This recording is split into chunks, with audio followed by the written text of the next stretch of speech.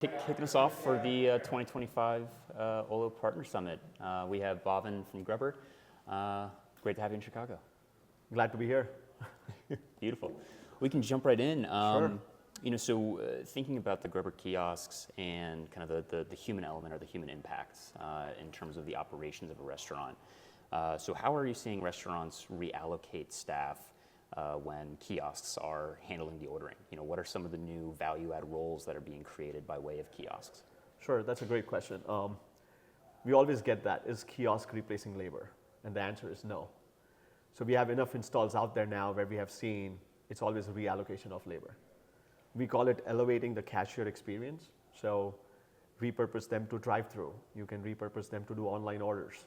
You can repurpose them to be the kiosk or online ordering concierge. Mm-hmm. Where they can be in the front of the house and help elevate the experience of ordering food or upselling new items or upselling new LTO offers versus just being behind the desk. Fantastic. To engage with customers more. And really driving just further value in front of house operations, the guest experience, of course, but also in the back of house as well. Correct. Yeah. And then that way you're building more brand loyalty because now you're more personalized to the customer. And back of the house, you're improving the throughput. Absolutely. Awesome. So taking a look at kind of the performance metrics that we really key in on, but certainly in the context of kiosk, a really impactful aspect, certainly of the GRUBBRR kiosk, is the smart upsell technology. Mm-hmm. How are you seeing that specific tech really boost average ticket size? Right. So I'll give you a funny story. One of the customer asked when we launched our AI upsell, why is it showing salad? Right. And people don't realize when it's true AI, you don't know why. So when you're using all the AI tools today like ChatGPT or Claude, whatever you use, nobody knows why it's giving that answer. Mm-hmm. That's true AI. And that's why data is so important. So when we launched it, I'll give you an example which happened recently. It was a summer day because we take weather into account also. It's one of the 20 different components we look at. And it upsold a salad. Versus when we do tests in the lab and we reduce the temperature to 50 degrees, it shows mac and cheese. Right? Because it's on the menu and it also knows that it's lunchtime and it also knows it's the West Coast. Yeah. Because East Coast does not do much mac and cheese. Right? So it's a very different upsell and we are seeing the intelligence and context. And we have seen the ticket uplift go for that store from 8% to 12%. Wow. Just by switching it on. And another good thing about what we try to do with AI, because the question today out there in the market is, or with all the operators, how do I use it? Mm-hmm. And the beauty we want to be at where the customer does not have to lift a finger and the AI is turned on. Mm-hmm. Because nobody knows yet what exactly they want. So we as GRUBBRR are driving where we are seeing where customers will get more value to it. And AI upsell is just one piece of it. Absolutely. Well, and I'm curious too, in automating and kind of streamlining that entire experience, from an operator POV, what are the impacts that you're seeing with some of your clients with guest wait times, for example, or queue management? How are those two areas being impacted? Sure. With the introduction of kiosks? Right. So that's a loaded question. So between it's queue times, throughput, mm-hmm. and customer experience, right? You have to consider all three when you're doing AI or just kiosk journeys. Mm-hmm. So our kiosk journey now, you walk in, let's say you're a loyalty member, you key in your phone number, it says welcome back customer. It knows, I'll give you my example. I'm a vegetarian. It knows I'm a vegetarian, so my menu will be curated to vegetarian items. So I don't have to scroll. What does that mean? Less time at the kiosk, and I can order faster. Mm-hmm. So that's one advantage. Now AI will make me feel personalized that, oh, it knows me. So now I'm more happier when I'm ordering. And then we have seen with our kiosk surveys, we are usually at 4 or 4.5 stars per order. Wow. Because the experience is faster. So we have seen order times go from a minute and a half, depending on how much customization you have. Because you can be a burger brand or a pizza brand where you have larger customization versus some of the cuisine types. And we are seeing it go down by 20 to 30%. Wow. And because of that, your queue is now moving faster. And that ties back to your first question, which is because the queue is moving faster or the lines are moving faster, you need somebody in the back of the house to fulfill the order. Because what we saw at one of the Asian brands was that they started congregating for picking up the food. And they had to reallocate the labor because the kiosk does not wait. Traditionally, if you go at concession stands or different restaurants, the cashier is looking at the line and it slows you down on purpose. They slow you down, they take your card slowly, or they're talking, or they just make you wait. Kiosk, there's no waiting. Fantastic. Wow. You know, I think another question that many restaurant brands, if they haven't done so already, but they may be exploring introducing kiosks into their four walls. A question that they may be asking themselves is, okay, hey, we have this kiosk. Where does it make sense rather to actually place that kiosk? Sure. So I'm wondering if you have any guidance or any best recommendations, any tips to a restaurant who's wondering, where should we actually put this kiosk? Yes, we do. So if a restaurant is looking at kiosk today, or any operator looking at it, don't look at as a cashier replacement. Look at it as a revenue center. It actually generates revenue and improves customer experience, which is the key today. It's not a cost center. That's my first point. At GRUBBRR, we have a whole kiosk playbook. It's over 200 pages with 20 plus chapters, and they are tailored by customer because every operator is unique, every brand is unique, every store plan is unique. There's a book by, I forget his name, is Paco, I forget his last name, but we as humans are all tailored on when we walk into a store or a deli or a restaurant, where to go straight, and you always go straight to the counter. We are trained to look at the cashier. It's all human psychology. So the best place to put a kiosk is on the counter, because you want to break that habit. If you put kiosks I've seen near the toilets, oh, there's power on the side pillar, let's put it there. You just walk straight, right? Yeah. Classic example is when you go to the airports. To break your habit of going to the agent, what do? They put kiosk right in the middle. That's right.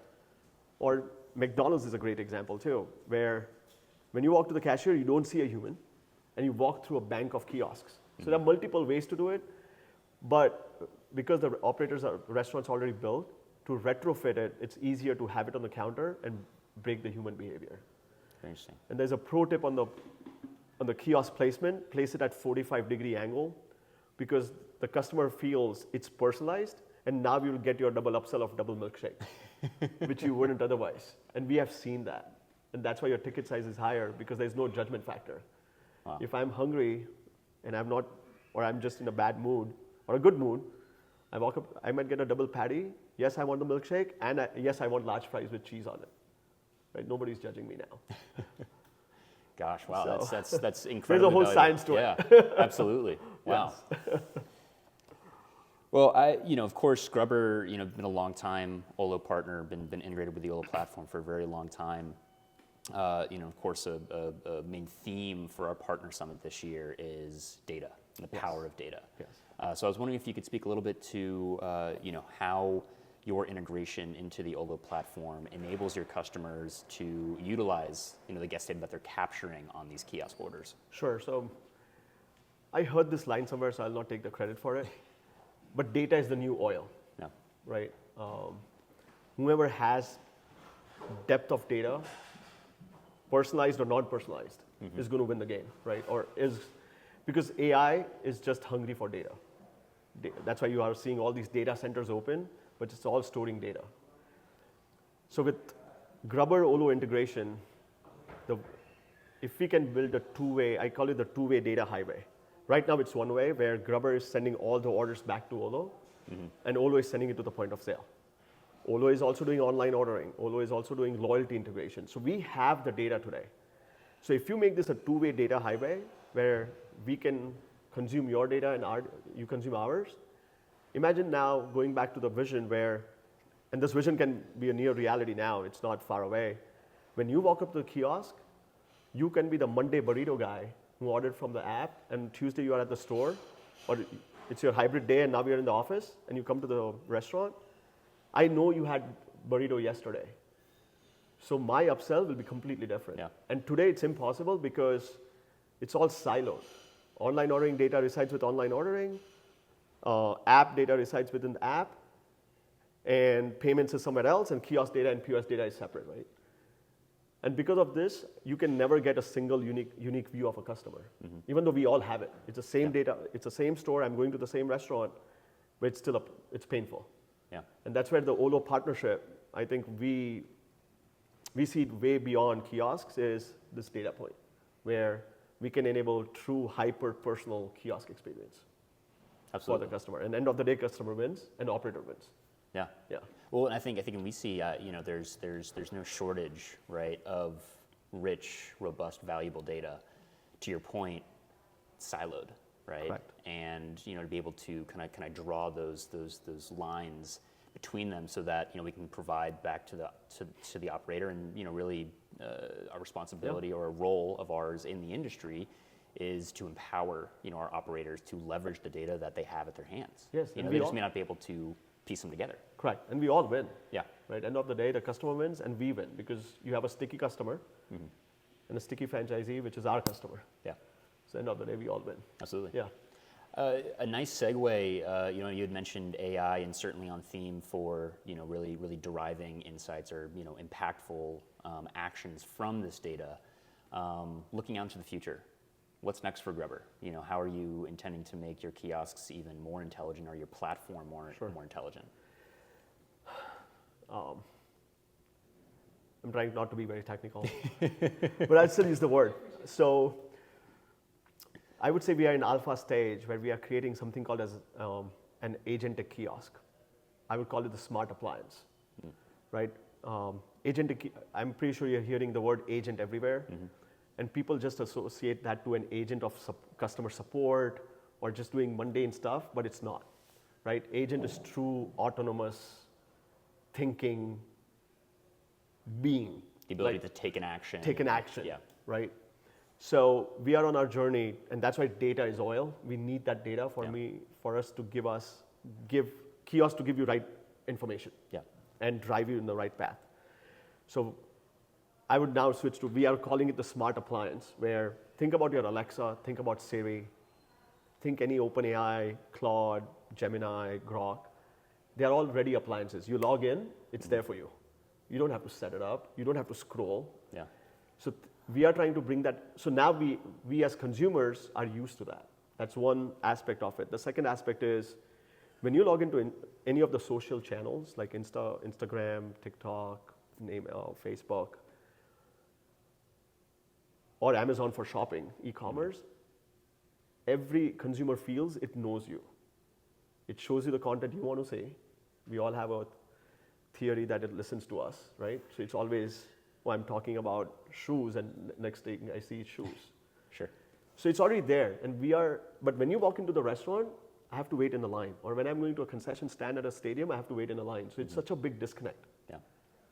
So yes, digital ordering helps that a little bit, but I'm still scrolling. Every day, if I order a veggie burger every day, I still have to go, and that category might be the 5th on the screen or on the phone, and 16th in the item list, and I still have to scroll and do the same thing every day. Yeah. Why?